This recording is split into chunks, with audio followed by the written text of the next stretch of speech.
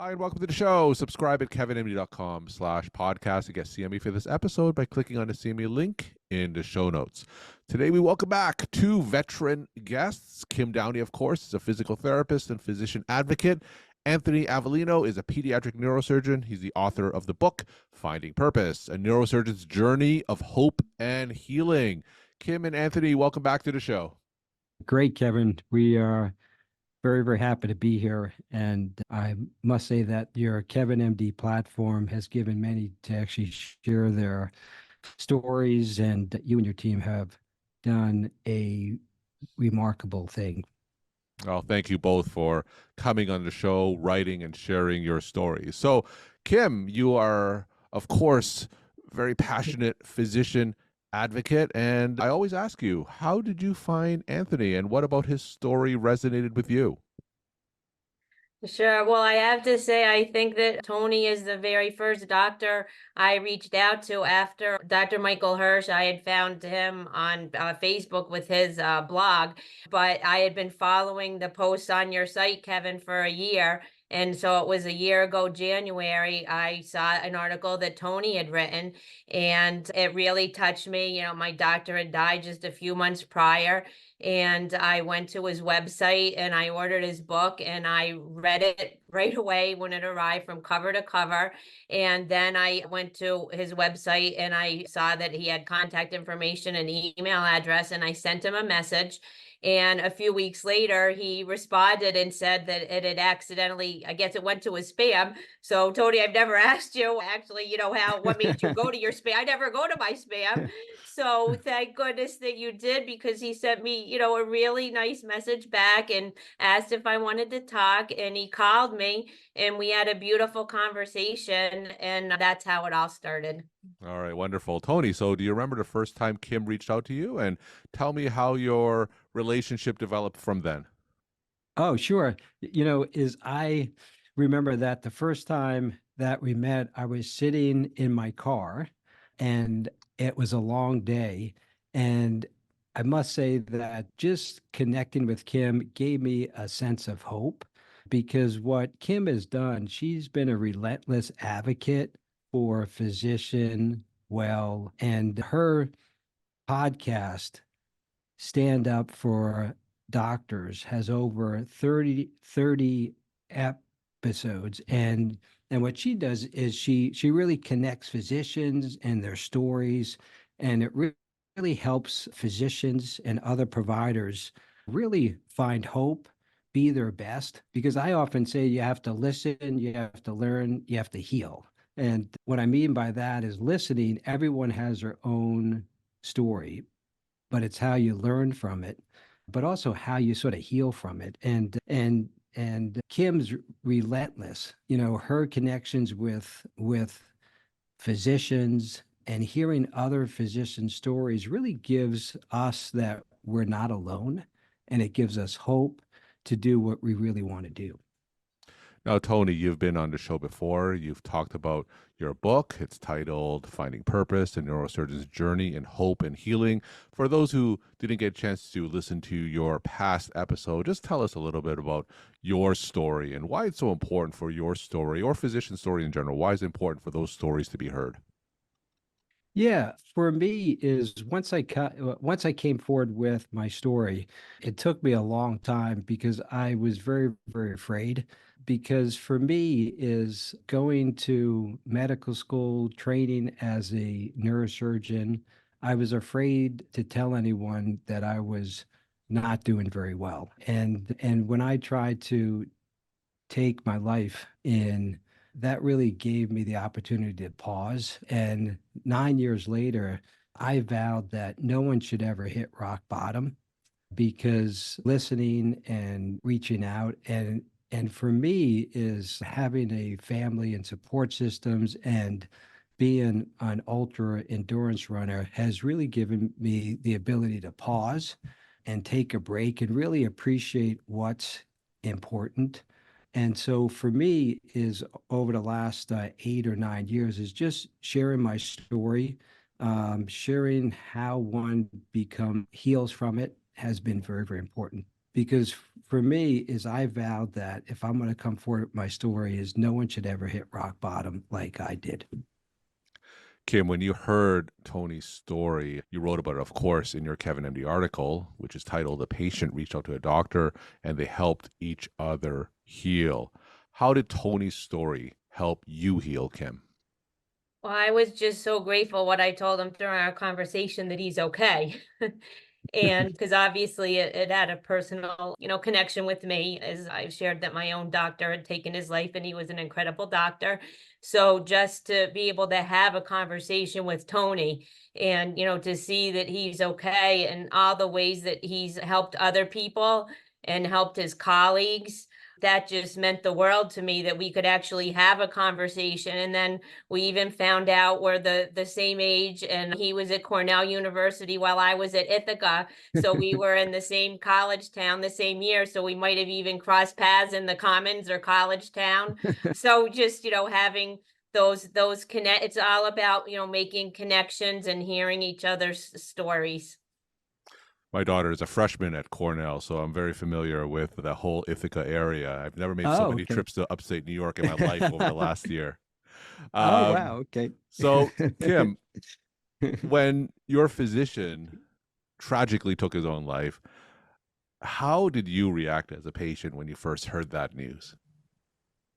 Well, I was at a visit and I thought I was going to see him any minute. And when they told me he had died a month ago and I asked what happened and they said they didn't know, in that moment in my heart, I knew, what I believed happened. And I literally kind of fell apart. I started shaking. My arms and legs went numb. I couldn't stop crying. It was really bad. And so then I felt, since then, at some point after that, I just felt a calling to support physicians. And that's what I do all day, every day, between on LinkedIn and doing the podcast and listening to doctors, and hearing their stories. And Kim, when you saw your doctor during your regular visits, did you have any signs, any tip-offs that something like this would happen? Was it a complete surprise to you?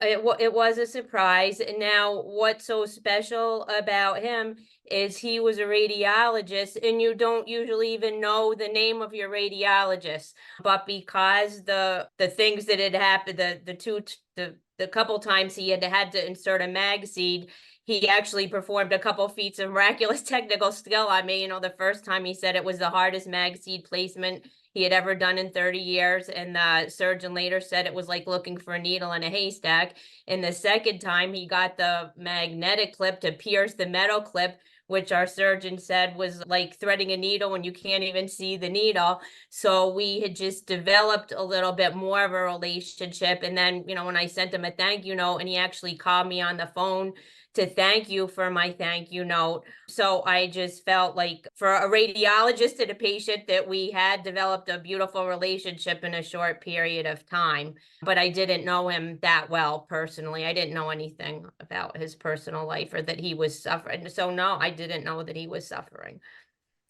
Tony, if anyone heard your story, Yeah. you're a very successful pediatric neurosurgeon and obviously trained many, many years, work very, very hard. And someone hearing your story would think that you're at the pinnacle of your career. But then you said that you weren't doing very well. So let's explore that a little bit. What exactly do you mean by that? And what would you want people to know when you said that you weren't doing very well, even as a successful pediatric neurosurgeon? Yeah, so for me is, as being a physician is an incredible opportunity that brings an enormous amount of joy, happiness, but it's also it always brings a burden of incredible guilt, because I often say, as a pediatric neurosurgeon, what keeps me up at night is not the hundreds of kids that I treated that actually have a really good outcome, but it's the 2 or 3 children every year that I make an honest mistake, or the disease is so devastating that I can't do anything about. And I've been in practice for a while, and people ask me, does it get easier over time? And I would say no, because I've been in practice for a long time. So if you say that I've been in practice for 20 years, I have 40 children out there that I hurt, or the disease was so devastating. And that's an incredible guilt. And for me, is physicians are sort of I type of people, and we try to keep things in. And for me, is telling my story is really telling people to listen, because physicians go through a tremendous amount, dealing with death, dealing with patients not doing well, dealing with the EMR. And for me is really, I vowed that no one should ever hit rock bottom. And for me is, I didn't know what resources were, but most importantly, I didn't really know what the signs and symptoms were, because for me, playing football, I always said, okay, well, you just have to grind it out. You have to work, work, work, work. And for me is, I didn't realize that I was becoming burnt out, Mm-hmm. and I never told anyone. And so for me is really having my story hold, allowing physicians to really reach out, because there's resources out there. Tony, when you said that you were burnt out, you were feeling that guilt, you had no one to turn to, or you didn't know where to find those resources, just take us into those dark moments. What exactly did you feel? Just describe it for some of the audience members who may not be Yeah. familiar with that. Yeah. So for me is, I felt that I was not doing good for people. I felt a tremendous amount of burden, that I had to carry the weight of my patients on my back. Two is, I was really afraid to tell anyone about my story, because I was afraid that, what would my friends, what would my colleagues think? Mm. Would they think I'm weak? And working so hard through college and medical school, and 8 years of residency training afterwards, is I was afraid that I was going to lose everything. But for me is I realized that the employee assistance program at various places is actually a big help. And I've been through the EAP program twice. And I must say that having physicians really seeking help, because your life is worth it, and no one should ever hit rock bottom. And I think having patients like Kim, I mean, Kim has been an unbelievably relentless advocate of really connecting physicians. And just hearing her podcast over 30 episodes, a lot of the physicians have the same stories, the Mhm. same feelings. And for me is really having people to reach out.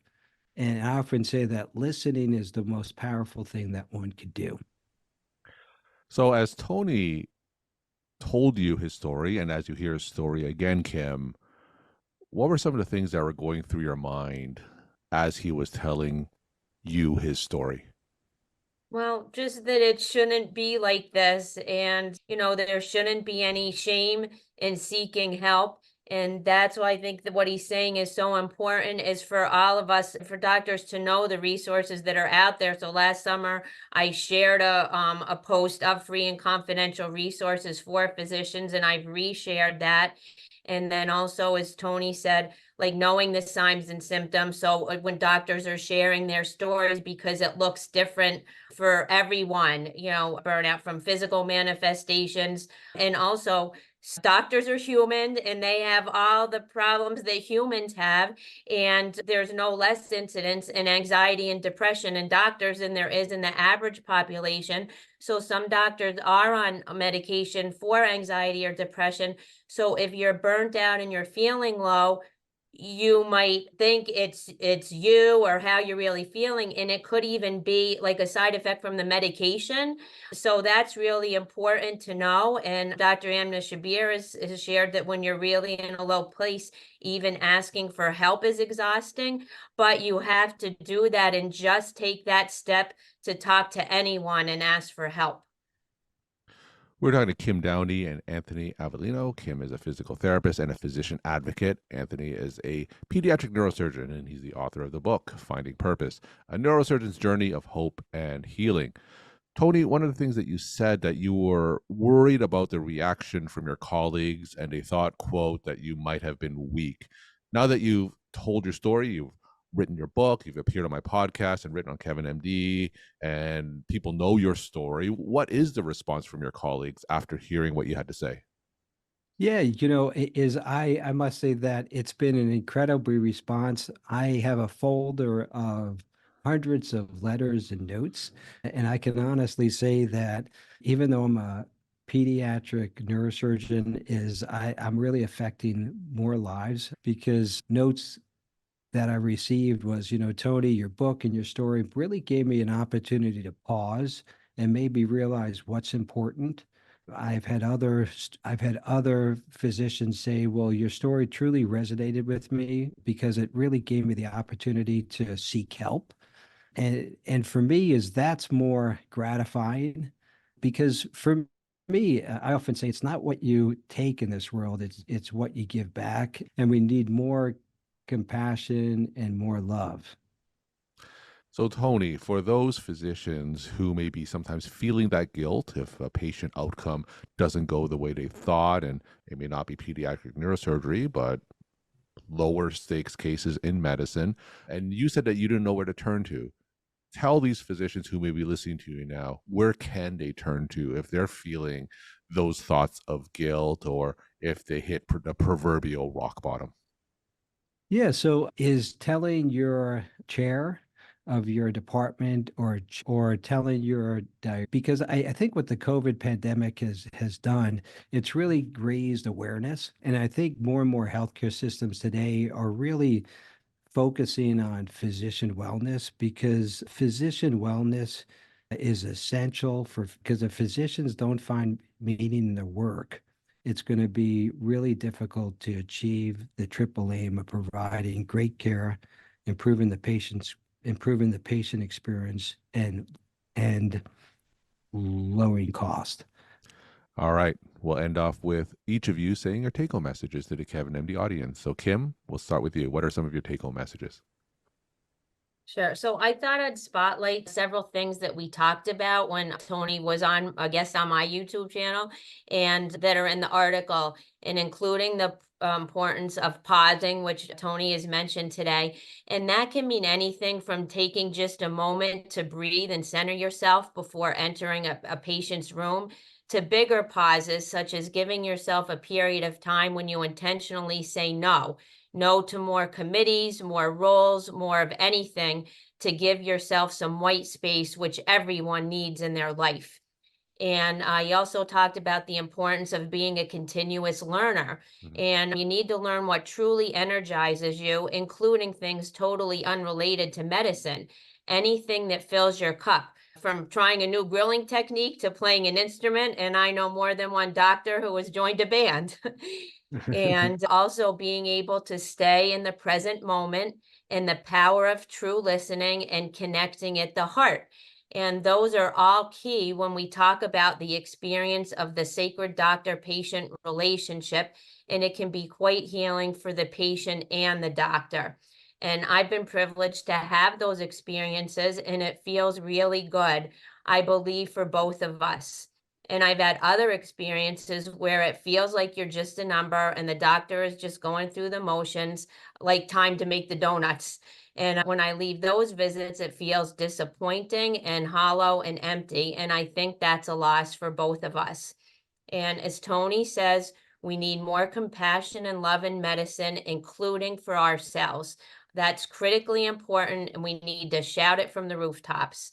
And lastly, my heart is filled with gratitude to Tony. He's done so many hard things, only one of which is being a neurosurgeon. And as we say in the article, sometimes beautiful things can rise from the ashes of the saddest of things. So thank you, Tony, for all that you are. I appreciate you, and I feel incredibly blessed to know you. And Tony, we'll end with you. Let's. Uh, What are some of your take home messages? Yeah, so for me is staying connected to avoid the isolation.